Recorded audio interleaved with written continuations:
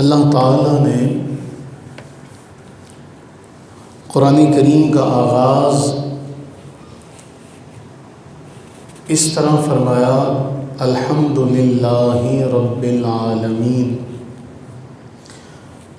کہ تمام کی تمام خوبیاں، بھلائیاں، تعریفات اس اللہ کے لیے ہیں جو عالمین کی تربیت کرنے والا ہے یا عالمین کو پالنے والا ہے۔ ہمارے علاوہ اس کائنات میں اللہ نے بے شمار مخلوقات کو پیدا فرمایا، اور جس طرح ترقی ہو رہی ہے، معاملات آگے کی طرف جا رہے ہیں، تو اس میں ہم دیکھتے ہیں کہ آپ نے وہ چینل دیکھا ہوگا کہ اس پر تحقیق ہو رہی ہے کہ چیونٹیوں کی کتنی قسمیں ہیں، کتنی نسلیں ہیں ان کی۔ تو متعدد تحقیقات کے بعد آپ ایک مخلوق لے لیں تو ماہرین اس ایک مخلوق کی تعداد کو بھی صحیح طور پر بیان نہیں کر سکتے کہ چیونٹیاں ہی کتنی قسم کی ہیں۔ پھر اس کے بعد یعنی ہم ان کو مطلقاً حیوانات میں شمار کرتے ہیں، حشرات میں شمار کرتے ہیں، کیڑے مکوڑے، لیکن اس کی قسمیں کتنی ہیں اور عالمین میں جو مخلوقات ہیں وہ کتنی ہیں، اس کا ہم اندازہ نہیں لگا سکتے۔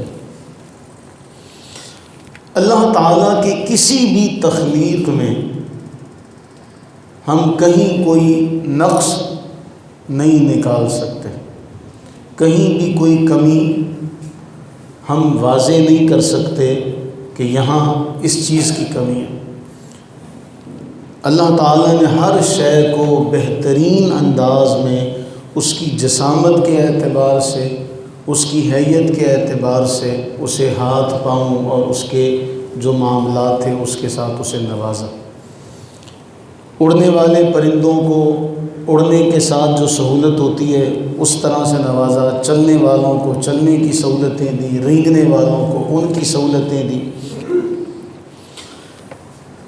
ان ساری مخلوقات میں سے ایک حضرت انسان ہے جس کے بارے اللہ تعالیٰ قرآن کریم میں ارشاد فرما رہا ہے کہ لَقَدْ خَلَقْنَا الْإِنسَانَ فِي أَحْسَنِ تَقْوِيمٍ، کہ ساری مخلوقات ایک طرف اور ساری مخلوق میں بہترین اندازے سے ہر اعتبار سے افضل برتر اگر کوئی ہے تو وہ حضرت انسان ہے۔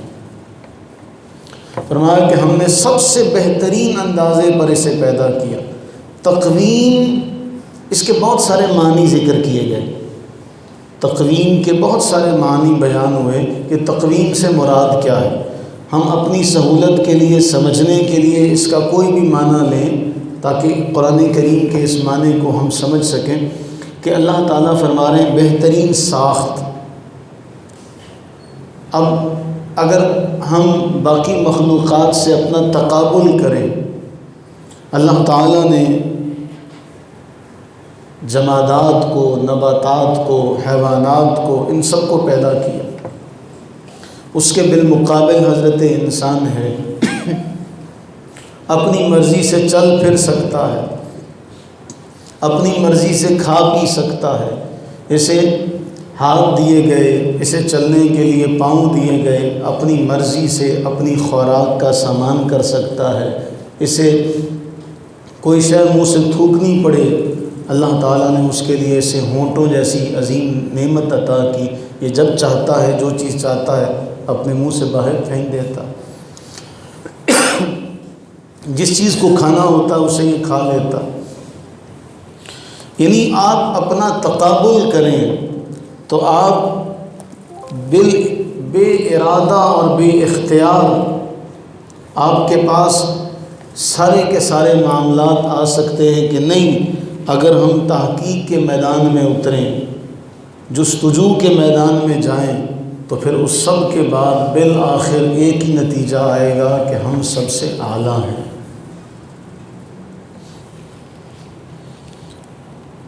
ہر اعتبار سے انسان کو فوقیت دی، فضیلت دی۔ یہی وجہ ہے کہ جب حضرت انسان کو بنایا جا رہا ہے تو اللہ تعالیٰ نے اس ایک واقعے کا بھی ذکر کیا نا، میں نے فرشتوں سے کہا، جب آپ کے رب نے فرشتوں سے کہا کہ میں زمین میں اپنا خلیفہ بنانے لگا ہوں، خلیفہ بنا دیا گیا، حکم ہوا اسے سجدہ کرو، تو ابلیس نے کہا یہ تو مٹی سے بنا ہے، مجھے تو نے آگ سے پیدا کیا، اس پر مجھے فوقیت ہونی چاہیے تھی جبکہ اس کو مجھ پر فوقیت ہے، میں تو اس کے آگے نہیں جھکوں گا۔ وہاں سے حضرت انسان کو یہ سبق دیا جا رہا ہے کہ دیکھو ہم نے تمہیں بنا کر تخلیق کر کے ہم نے فرشتوں کو حکم دیا کہ تم ان کے سامنے جھک جاؤ۔ ان سب کے بعد اللہ تعالیٰ نے ہمیں قرآن کریم میں متعدد مقامات پر یہ بات بیان کی کہ وَلَقَدْ كَرَّمْنَا بَنِي آدم، کہ اے بنی آدم ہم نے تمہیں معزز کیا، ہم نے تمہیں معزز کیا۔ اور اگر پیچھے سے چلیں تو بڑی اس سورہ میں، سورہ 3 کے اندر، کیونکہ وقت اس کی اجازت نہیں دے گا اگر میں پیچھے سے اس کو شروع کروں تو جو اس کا پچھلا معاملہ ہے اگر ایک اعتبار سے دیکھا جائے، قسمیں اٹھائے جانے کے بعد اللہ تعالیٰ نے یہ بیان کیا کہ ہم نے انسان کو بہترین اندازے سے پیدا کیا۔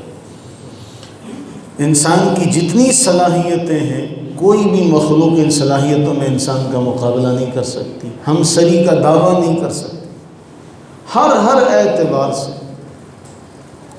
لیکن اس کے بعد جو اگلا جملہ ہے وہ بہت سمجھنے والا ہے، یہاں بات مکمل نہیں ہوتی، یہاں نقطہ عروج پر پہنچا دیا کہ ہم نے انسان کو بہترین ساخت پر پیدا کیا۔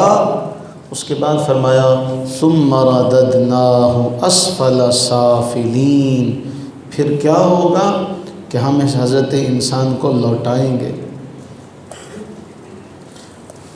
یہاں بات مکمل نہیں ہوئی اس ایک آیت میں، فرمایا ثم رددنا، اس کے بعد ہم نے اسے لوٹایا، ہم اسے لوٹائیں گے کہاں؟ اس کی پستی کی انتہا کی حالت کو ہم اسے لوٹائیں گے۔ تیسری آیت میں بات جا کے واضح ہوتی ہے اِلَّا الَّذِينَ آمَنُوا، ہاں اسفل السافلین میں وہ نہیں جائیں گے جو ایمان والے ہوں گے، عمل صالح کرنے والے ہوں گے، فرمایا ان کے لیے اتنا اجر ہے جو کبھی ختم نہیں ہوگا۔ ان 3 آیتوں کو ہم دیکھیں، باقی آیات جو قرآن کریم کی ہیں ان پہ ہم نظر ڈالیں۔ اللہ تعالیٰ نے فرمایا ہم نے حضرت انسان کو پیدا کیا، خلقکم من ضعف، یہ کمزور تھا، اس کمزوری کے بعد ہم نے اسے قوت دی، اس قوت کے بعد دوبارہ کمزوری آئے گی، اور وہ جو کمزوری ہوگی وہ بڑھاپے کی صورت میں آئے گی۔ حضرت انسان کو یہ بات یاد رکھنی چاہیے کہ اگر آج میں تندرست و توانا ہوں تو مجھ پر زوال آئے گا۔ ثم رددناہ اسفل سافلین، یہ جو اللہ نے احسن تقویم کہا، ہم اس پر ہی غور کریں کہ باری تعالیٰ ہمارے لیے کیا کچھ فرما رہا ہے۔ اور اگر احادیث طیبہ پر نظر ڈالیں، صحیح بخاری صحیح مسلم کی متفق علیہ روایت ہے، یہ اسفل سافلین کا معنی کیا ہے؟ جب ہم نے اسے بنایا احسن تقویم، بہترین بنایا، تو اس کے کام بھی کیا ہونے چاہیے؟ بہترین ہونے چاہیے۔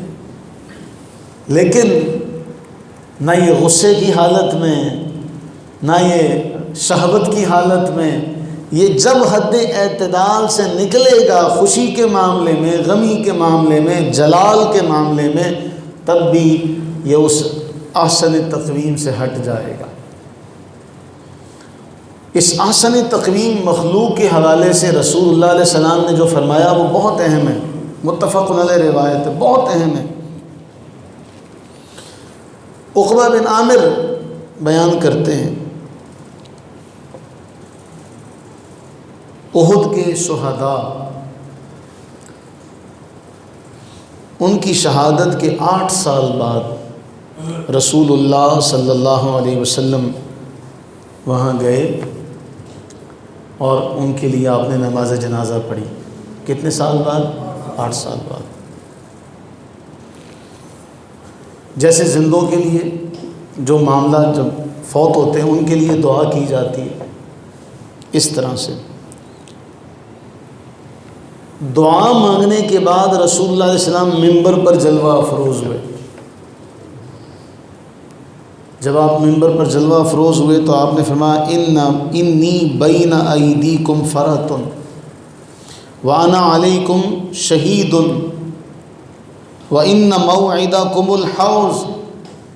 میں تمہارا پیش رو ہوں، فرت ہوں، آگے جا کے تمہارے لیے انتظام کرنے والا ہوں، اور میں تمہارا گواہ ہوں، میں تمہارا گواہ ہوں.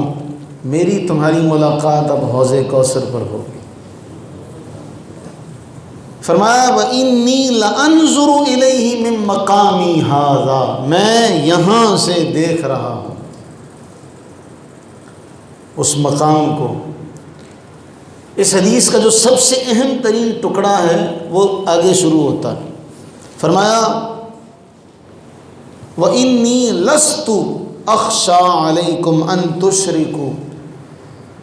مجھے یہ خوف نہیں ہے کہ میرے بعد تم مشرک ہو جاؤ گے.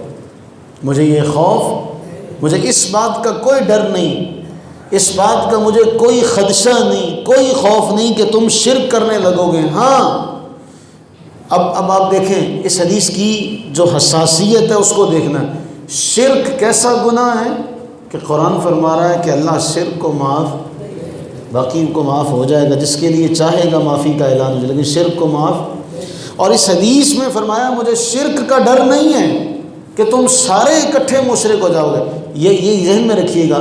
ہمارے ہاں بعض یہ مغالطہ پایا جاتا ہے، جی حضور نے فرما دیا میری امت مشرک نہیں ہوگی، میری امت شرک نہیں کرے گی. اس کا معنی یہ ہے کہ ساری امت گمراہی پر جمع نہیں ہوگی. یہ معنی ہرگز نہیں ہے کہ جی امت میں کوئی مشرک ہو ہی نہیں سکتا.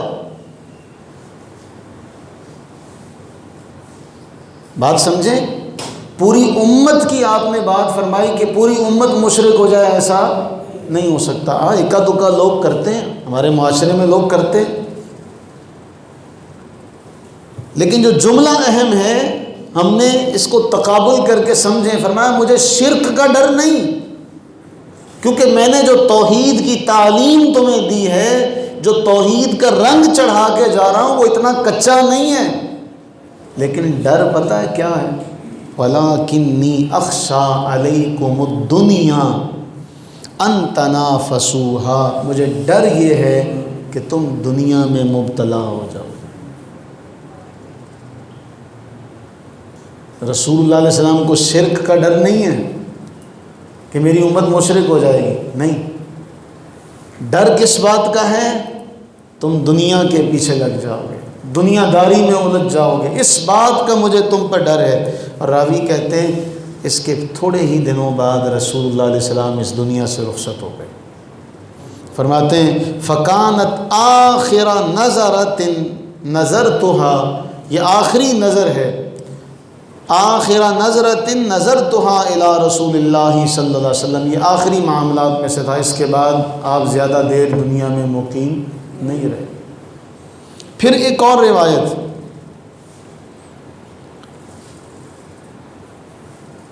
یعنی یہاں ایک بڑی اہم اس جملے اس حدیث میں ایک بات سمجھائی گئی کہ آپ نے زندوں اور مردوں دونوں کو الوداع کہہ دیا، رخصت دونوں کو کر دیا کہ اب میں یہاں سے جا رہا ہوں، جانے کا وقت قریب ہے. اس لیے شہداء پر بھی نماز پڑھی، انہیں بھی الوداع کہا دنیاوی اعتبار سے، اور زندوں کو بھی الوداع کہا کہ میں جا رہا ہوں، مجھے تم پر شرک کا ڈر نہیں. ہاں دنیا کے مال کے حوالے سے میں تمہارے لیے فکر مند ہوں کہ تم دنیا کے معاملات میں ایک دوسرے سے مقابلے بازی میں لگ جاؤ گے. اور بخاری ہی کی ایک اور روایت ہے رسول اللہ علیہ الصلوۃ والسلام نے ابو عبیدہ رضی اللہ تعالیٰ عنہ کو بھیجا بحرین، جاؤ وہاں سے جزیہ لے کر آؤ۔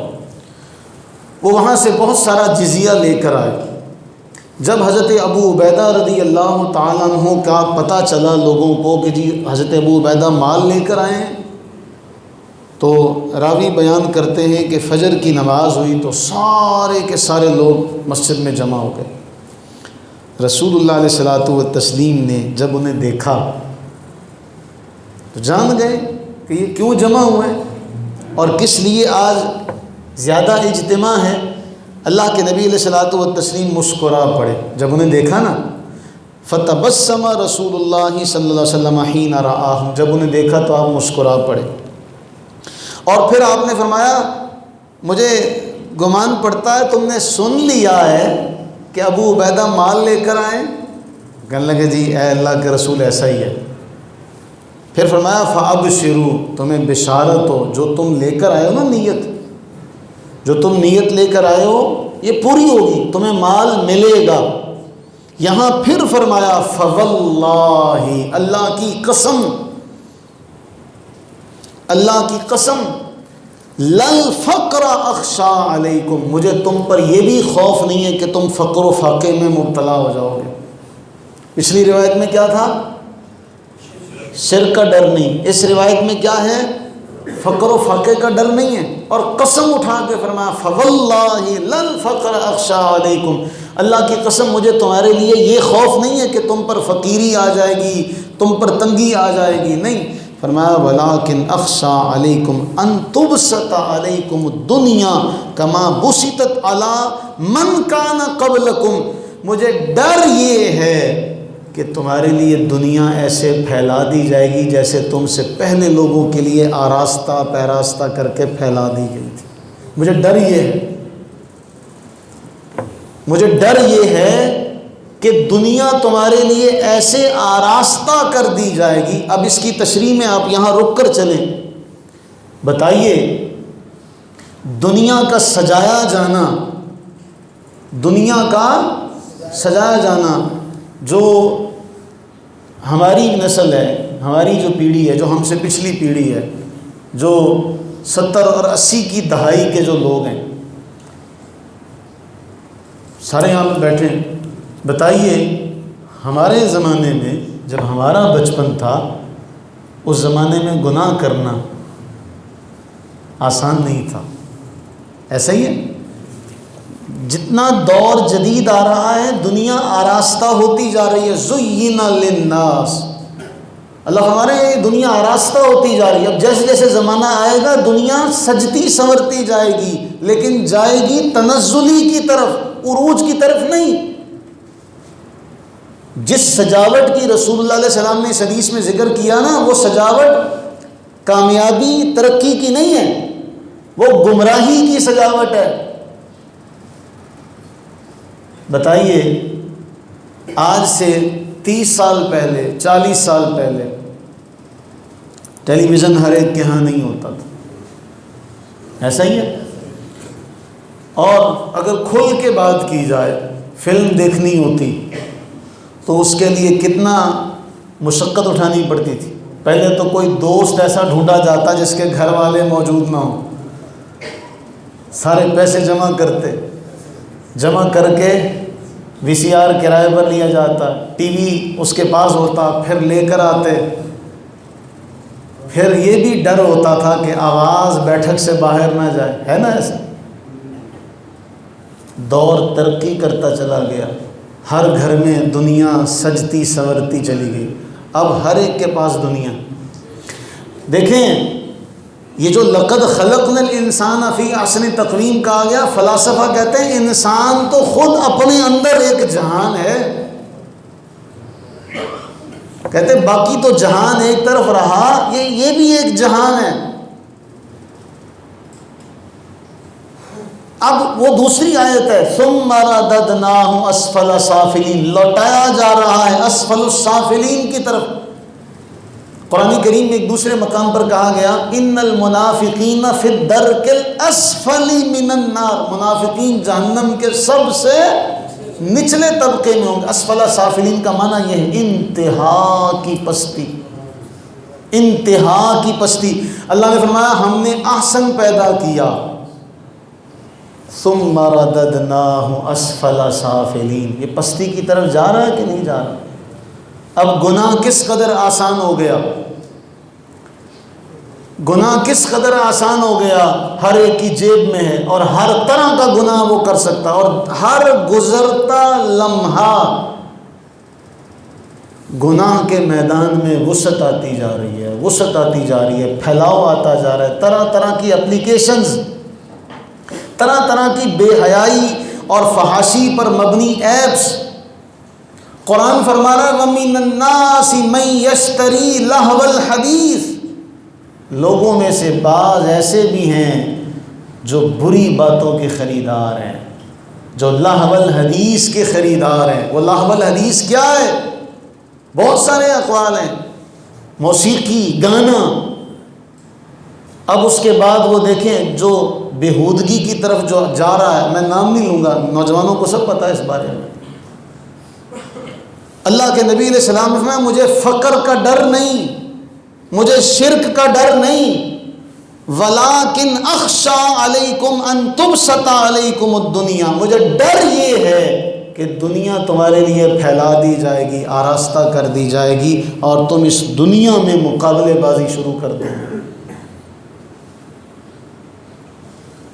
اور پھر پتہ کیا فرمایا؟ آخری جملہ فرمایا وَتُهْلِكَكُمْ كَمَا أَهْلَكْتَهُمْ، یہ مقابلہ بازی جو دنیا کے معاملات میں ہے، فرمایا یہ تمہیں ہلاک کرے گی اور کچھ نہیں ہوگا، جیسے تم سے پچھلوں کو ہلاک کیا، یہ تمہیں تباہ و برباد کرے گی۔ اب ہم اپنا منصب دیکھیں، اللہ فرما رہے ہیں لَقَدْ خَلَقْنَا الْإِنسَانَ فِي أَحْسَنِ تَقْوِيمٍ، ہم نے انسان کو بہترین پیدا کیا۔ وَلَقَدْ كَرَّمْنَا بَنِي آدم، ہم نے بنی آدم کو ساری مخلوق پر فوقیت دی، معزز کیا۔ کس قدر معزز کیا؟ ایک واقعہ ہم نے کئی بار پڑھا ہے، آپ کو بھی یاد ہوگا۔ امام قرطبی رحمہ اللہ نے جامع احکام قرآن میں لکھا، پیر کرم شاہ الازہری علیہ الرحمہ نے ضیاء القرآن میں لکھا، تفسیر روح القرآن میں بھی یہ واقعہ موجود ہے۔ امام قرطبی فرماتے ہیں کہ عیسیٰ بن موسیٰ ہاشمی خلیفہ منصور کے دور کا واقعہ ہے۔ عیسیٰ بن موسیٰ ہاشمی ایک روز اپنی بیوی سے کہہ بیٹھا اگر تو چاند سے زیادہ حسین نہ ہو تو تجھے 3 طلاق۔ بڑا پریشان ہوا، بیوی نے منہ موڑ لیا، آج سے میرا تیرا معاملہ کوئی نہیں، واسطہ کوئی نہیں۔ رات بڑی کرب کے عالم میں گزری، صبح وہ خلیفہ منصور کے پاس چلے گئے، بادشاہ سلامت میں نے تو یہ معاملہ میری زبان سے نکل گیا، شرمندگی کا اظہار کیا۔ خلیفہ منصور نے سارے فقہا کو دعوت دے دی، دربار میں سارے فقہا آ گئے، ان کے سامنے مسئلہ رکھا کہ عیسیٰ بن موسیٰ ہاشمی نے رات کو اپنی بیوی سے یہ کہا ہے اگر تو چاند سے زیادہ حسین نہ ہو تو تجھے 3 طلاقیں۔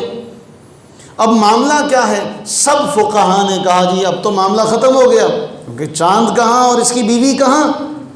وہاں پہ امام اعظم ابو حنیفہ علیہ رحمہ کے شاگردوں میں سے ایک صاحب بیٹھے تھے۔ خلیفہ منصور نے کہا آپ کیوں نہیں کچھ بھی کہتے؟ انہوں نے کہا بسم اللہ الرحمن الرحیم والتین والزیتون وطور سینین وہذا البلد الامین لقد خلقنا الانسان فی احسن تقویم۔ اس کی بیوی کو طلاق نہیں ہوئی۔ اللہ نے فرمایا 3 کی قسم، زیتون کی قسم، طور سینین کی قسم، بلد امین کی قسم، ہم نے انسان کو سب سے اعلیٰ پیدا کیا۔ جب انسان سب سے اعلیٰ ہے تو چاند سے بھی اعلیٰ ہے، ہر چیز کی خوبصورتی سے اعلیٰ ہے، لہذا حضرت انسان تو ہے ہی سب سے حسین۔ حضرت انسان کا تو پوری مخلوق میں کوئی مقابلہ نہیں کر سکتا، چاند تو ایک طرف رہا۔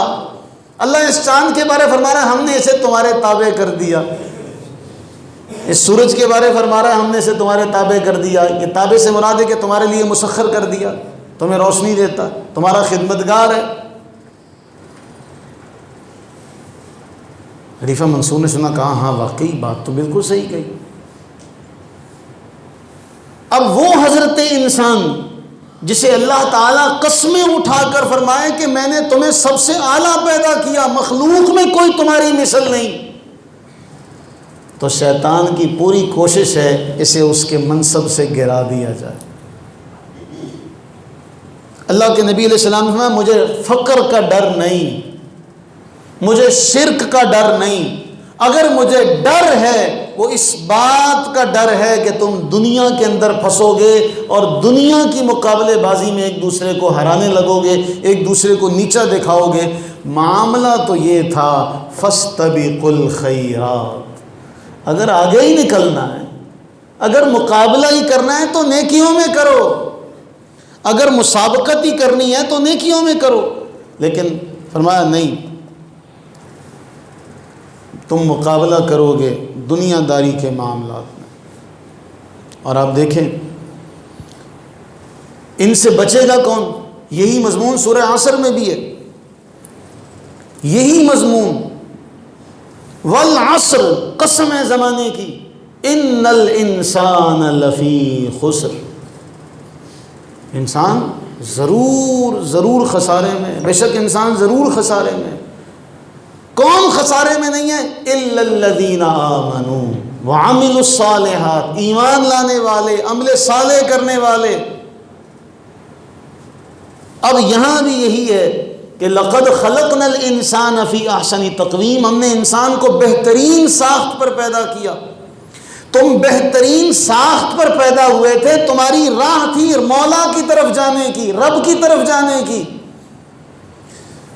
چونکہ تم بہترین پیدا ہوئے تو بہترین کی طرف جاؤ،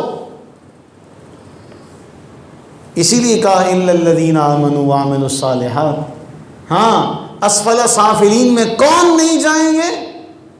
جو ایمان والے ہوں گے، جو عمل صالح کرنے والے ہوں گے۔ تو پھر ہمیں بنیادی طور پر یہ دیکھنا ہے کہ اللہ تعالیٰ نے جو ہمیں سبق دیا ہے اس آیت میں، اللہ نے ہمیں سبق دیا۔ علامہ اقبال رحمہ اللہ نے اسی کی طرف، اسی آیت میں جو جملہ کہا گیا اسی کو بڑے آسان انداز میں کہا۔ یہ شعر سمجھنے والا سمجھیے گا اس کو، ہمیں اس شعر میں اس پوری آیت کا مطلب علامہ اقبال نے سمجھا دیا۔ کہا یہی آدم ہے، یہی آدم ہے سلطان بحر و بر کا، یہی آدم ہے سلطان بحر و بر کا، کہوں کیا ماجرا اس بے بصر کا، نہ خود بھی نہ خدا بھی نہ جہاں بھی، یہی شاہکار ہے تیرے ہنر کا۔ میں نے پڑھ دیا، آپ نے سن لیا، لیکن اس کا معنی نہیں سمجھے۔ حضرت اقبال نے کہا یہ آدم جو ہے یہ سلطان ہے بحر و بر کا، بحر و بر کا سلطان، لیکن ہے بے بصر، کہوں کیا ماجرا اس بے بصر کا، بصارت ہی نہیں ہے اس کے پاس، یہ بے بصر ہے۔ کیوں؟ نہ خود بھی، اللہ نے قرآن کریم میں فرمایا چلو آفاق کی نشانیاں چھوڑو، تم اپنے اندر ہی دیکھو تو تمہیں خود پتہ چلے گا کہ اس کو بنانے والا کون ہے۔ کیوں اللہ تعالیٰ نے قرآن کریم میں بار بار ذکر کیا؟ دیکھو، اللہ نے اپنی مخلوقات کی طرف اشارہ فرمایا، افلا ینظرون الی الابل، اونٹ کی طرف دیکھو، کیف خلقت، کیسے وہ پیدا ہوا، وَإِلَى السَّمَاءِ كَيْفَ رُفِعَتْ، دیکھو آسمان کی طرف وہ کیسا بلند ہے، وَإِلَى الْجِبَالِ كَيْفَ نُصِبَتْ، پہاڑوں کی طرف دیکھو وہ زمین پر کیسے نصب ہے، وَإِلَى الْأَرْضِ كَيْفَ سُطِحَتْ، دیکھو زمین کیسے بچھی ہوئی ہے۔ یہ زمین بچھی ہوئی نہ ہوتی، اس پر آپ کے مکانات، سڑکیں، کچھ بھی قائم نہ ہوتا۔ یہ زمین کا بچھا ہوا ہونا ہے کہ سارا بوجھ اس نے اٹھایا ہوا۔ فذکر انما انت مذکر، محبوب کو کہا گیا محبوب آپ انہیں نصیحت کریں، آپ انہیں نصیحت کریں۔ کیوں؟ فرمایا وذکر، انہیں بتائیں، انہیں سمجھائیں، اس لیے کہ مومنوں کو نصیحت فائدہ دیتی ہے۔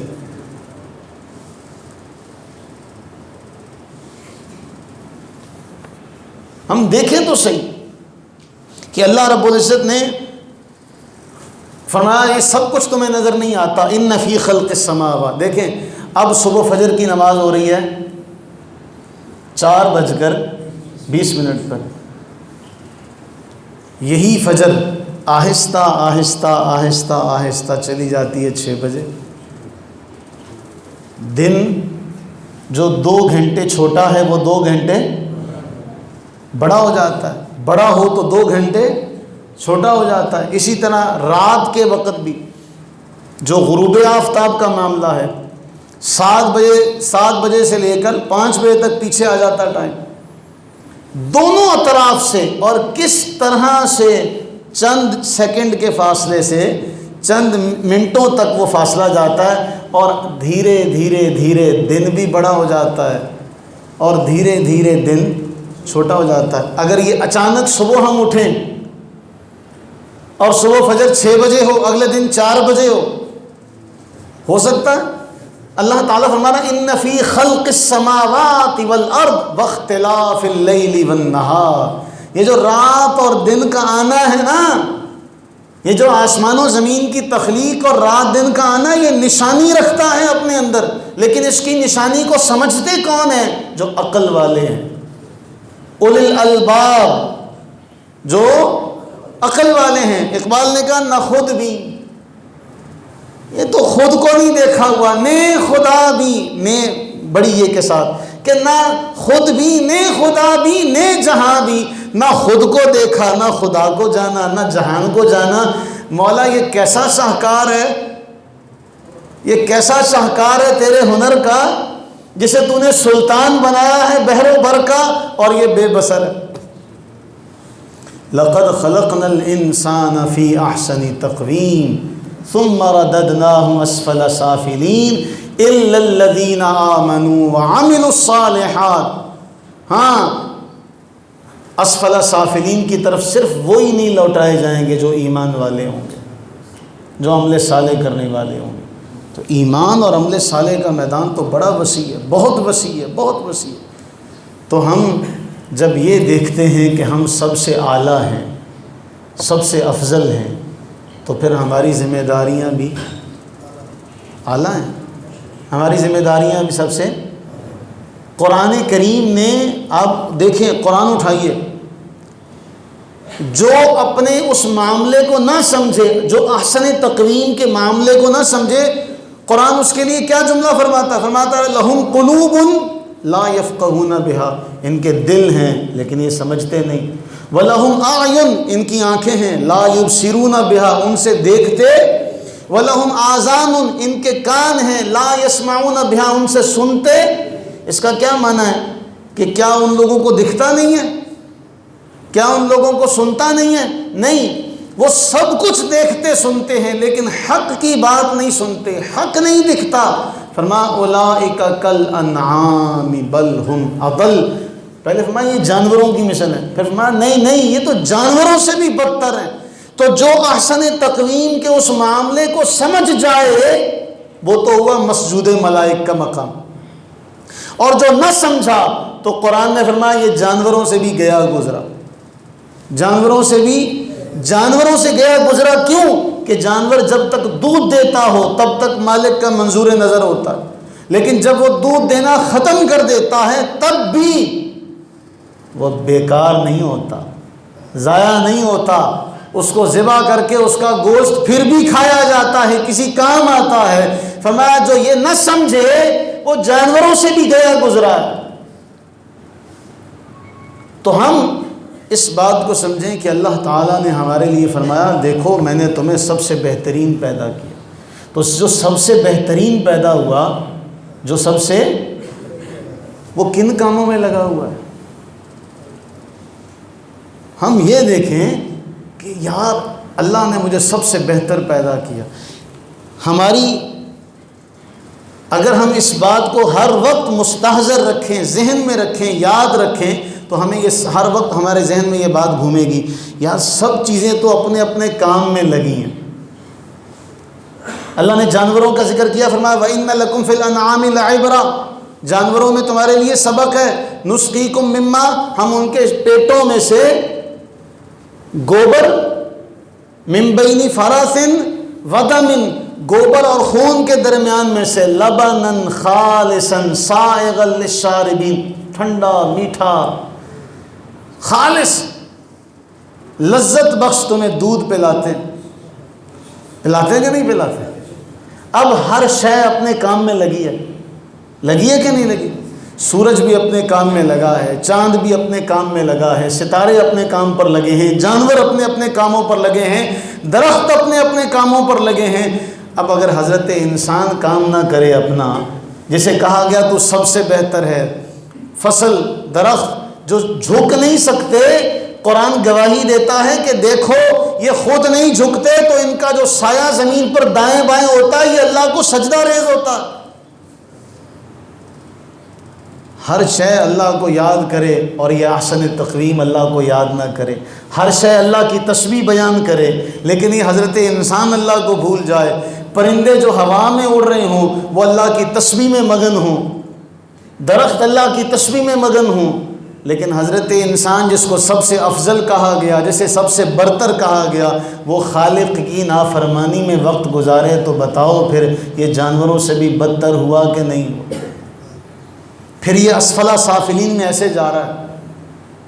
اور شیطان کی پوری کوشش ہے، قرآن نے یہ بات واضح طور پر کئی مقامات پر کہی کہ اس کے پیچھے نہ چلنا، وہ یہ چاہتا ہے کہ تمہیں رحمان کے راستے سے بہکا کے اپنے راستے پر لے آئے۔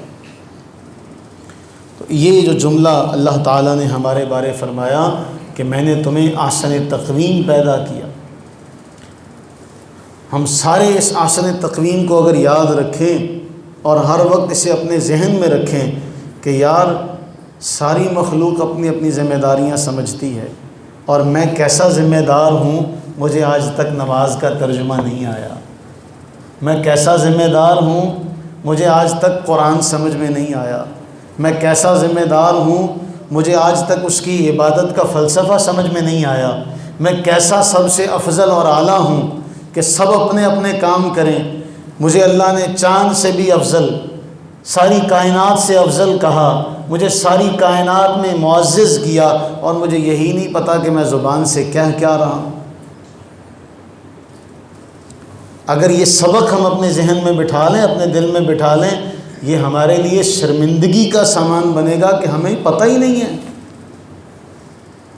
ہم نے دنیا کے سارے مراحل طے کر لیے، ہمیں کل تک لگتا تھا یار دیکھیں آج کم پڑھا لکھا ہوا شخص بھی اسے ساری چیزوں کا پتہ ہے۔ جو حضرت انسان کا دماغ ایسا ہے، اس کے لیے کوئی عمر کی قید نہیں۔ دیکھیں اس دماغ میں اللہ نے جو کمپیوٹر جو مالک نے بنایا ہے، جو خالق کا بنا ہوا کمپیوٹر ہے، گاڑیاں نہیں ہیں انسان نے بنا لی۔ کیا جو اسکول نہیں پڑھے ہوئے اگر وہ یہ سوچیں کہ جی ہم تو اسکول نہیں پڑھے ہوئے، ہم دین کیسے پڑھ سکتے ہیں،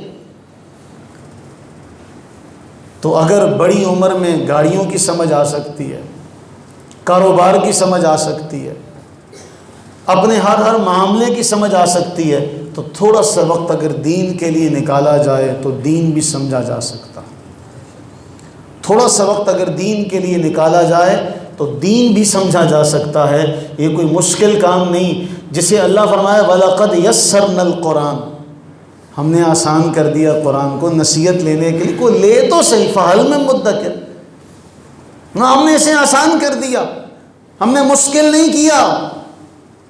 آپ کالجوں میں چلے جائیں، عمر کی قید، اور ہر بندہ افورڈ نہیں کر سکتا، پڑھ نہیں سکتا، تعلیم حاصل نہیں کر سکتا۔ بعض ایسے ایسے ادارے ہیں جہاں ہم جانے کا خواب بھی نہیں دیکھ سکتے،